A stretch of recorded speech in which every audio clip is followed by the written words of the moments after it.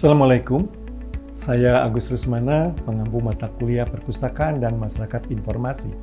Pada pertemuan ini, saya akan membahas mengenai Library for Society atau perpustakaan untuk masyarakat. Ada 5 materi pokok dalam pembahasan ini. Yang pertama adalah peran perpustakaan untuk masyarakat, akses pada informasi, pendidikan dan lifelong learning, pemersatu komunitas, dan yang kelima adalah akses pada sumber digital. Jadi itu 5 hal yang akan kita bahas, yang bisa dilihat pada PowerPoint di sebelah kiri saya. Yang pertama adalah peran perpustakaan untuk masyarakat. Itu yang kita akan bahas, bahwa peran penting perpustakaan adalah merupakan penghubung atau hub dalam kehidupan masyarakat. Yaitu misalnya mereka jadi hubnya informasi, ya, antara perpustakaan dan masyarakat. Itu ada penghubung dalam bidang informasi. Kemudian dia juga jadi tempat belajar, jadi hubnya tempat belajar, di mana masyarakat bisa menggunakan perpustakaan untuk belajar. Jadi di perpustakaan orang bukan hanya membaca, bukan hanya untuk meminjam buku, tapi di situ dia juga bisa belajar. Kemudian perpustakaan juga perannya di situ adalah untuk melakukan pertemuan antara masyarakat. Jadi perpustakaan sekarang tidak lagi menjadi tempat yang tersembunyi, terbatas, tapi bisa digunakan oleh masyarakat untuk berkumpul, untuk bersatu. Mungkin juga si masyarakat di situ datang tidak untuk membaca buku, tapi justru untuk bertemu dengan mereka. Dengan sesama masyarakat, mereka bisa ngobrol, mungkin sesuatu yang tidak pernah bisa obrolkan di rumah, bisa diobrolkan di perpustakaan. Nah, itu juga ada fungsi pelestarian budaya. Jadi masyarakat punya keinginan untuk mengembangkan sebuah budaya, sementara budaya di masyarakat sudah mulai memudar misalnya, lalu ada masyarakat yang punya gagasan, maka di situ bisa dilakukan. Di perpustakaan mereka bisa bertukar bagaimana memperlakukan budaya dengan baik. Kemudian perpustakaan juga harus menyediakan manfaat dan layanan. Jadi layanan apa yang dibutuhkan oleh masyarakat itu yang disediakan oleh perpustakaan, ya. Jadi cakupannya sangat luas. Tidak hanya tadi disebutkan hanya meminjam, hanya menyediakan tempat baca, tapi juga layanan lain. Mungkin juga jadi di perpustakaan tuh ada pusat konsultasi, misalnya ada masyarakat yang punya permasalahan dalam kehidupan, dia bisa datang ke perpustakaan, di mana perpustakaan nanti menyediakan sebuah layanan, misalnya ada seorang psikolog misalnya, ya, yang bisa membantu masyarakat ketika dia memiliki permasalahan pribadi, ya. Jadi itu peran perpustakaan yang pertama. Kemudian perpustakaan juga harus menyediakan akses informasi digital. Jadi perpustakaan itu harus menyediakan free access, jadi akses yang bebas. Kan biasanya di dalam masyarakat itu, masyarakat seringkali mengalami masalah ketika dia tidak mampu membeli informasi, dia tidak bisa mengakses informasi lewat media sosial misalnya. Nah, perpustakaan itu bisa menyediakan akses informasi.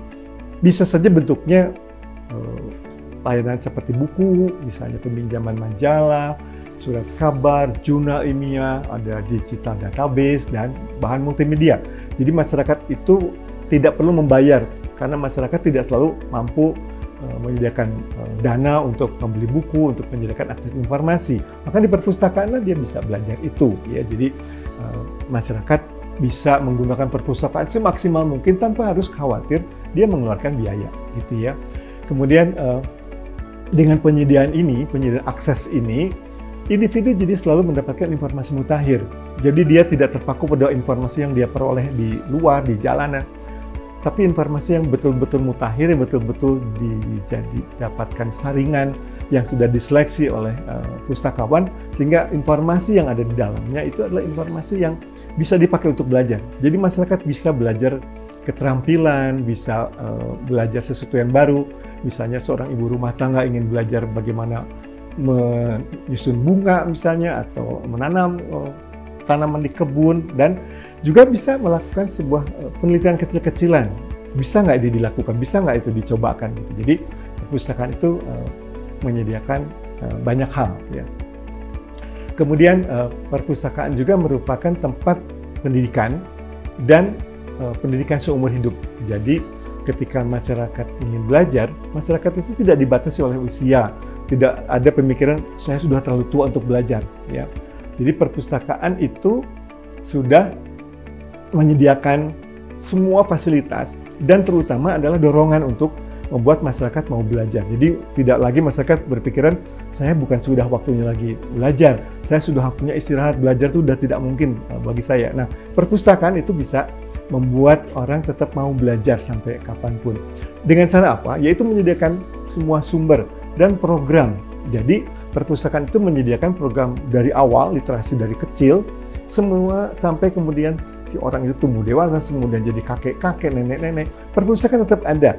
Jadi perpustakaan tetap bisa membuat orang-orang yang sudah tua itu, yang sudah merasa tidak mau belajar, jadi tetap belajar. Ya, jadi di situ di prinsipnya adalah bahwa perpustakaan tempat belajar seumur hidup. Nah, bagaimana cara perpustakaan mendukung itu? Yaitu dengan siap menyediakan semua pendidikan informasi formal. Nah, jadi perpustakaan juga bisa digunakan untuk pendidikan formal, mendukung semua sekolah. Jadi kalau sekolah tidak punya bahan, tidak punya materi, misalnya yang lengkap, karena perpustakaan punya, anak sekolah bisa menggunakan perpustakaan yang ada di sekitar mereka, manfaatkan semua sumber informasi yang ada di mereka.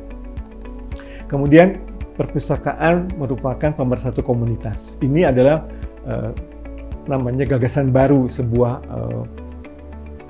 perkembangan baru. Jadi perpustakaan sekarang bukan lagi tempat belajar, tempat membaca, tempat meminjam buku, tapi perpustakaan menjadi pusat komunitas. Jadi dia yang menyatukan komunitas itu di dalam sebuah tempat, di mana perpustakaan menyediakan ruang, di mana orang-orang bisa berkumpul bersama untuk belajar. Jadi di perpustakaan misalnya disediakan ada meja yang dengan kursi yang banyak. Jadi masyarakat datang ke situ, di samping belajar sesuatu, lalu membaca, tapi juga dia berkumpul untuk berbagi gagasan. Jadi ketika ada orang punya pikiran, saya punya gagasan ini, lalu mereka bertukar.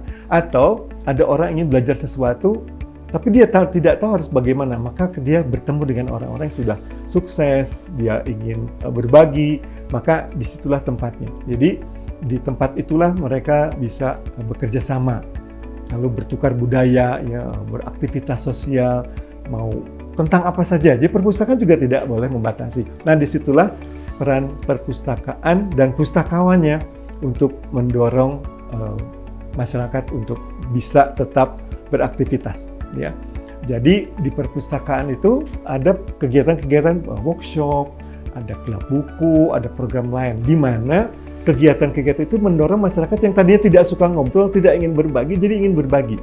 Jadi perpustakaan itu punya peran itu, terutama pustakawannya. Pustakawan membuat orang jadi ingin berceritakan apa yang ingin dia punya, dia ingin sampaikan pada orang lain. Nah, kemudian perpustakaan juga harus menyediakan akses pada sumber digital.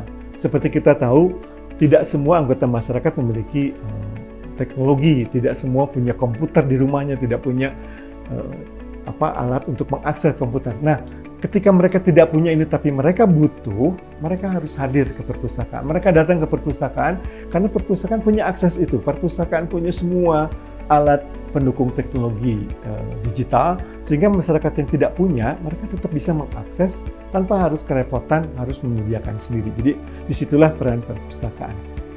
Ya, jadi itu yang menjadi fungsi dari perpustakaan bagi masyarakat. Demikian pembahasan saya kali ini, semoga bermanfaat. Sampai jumpa pada pertemuan berikutnya. Salam.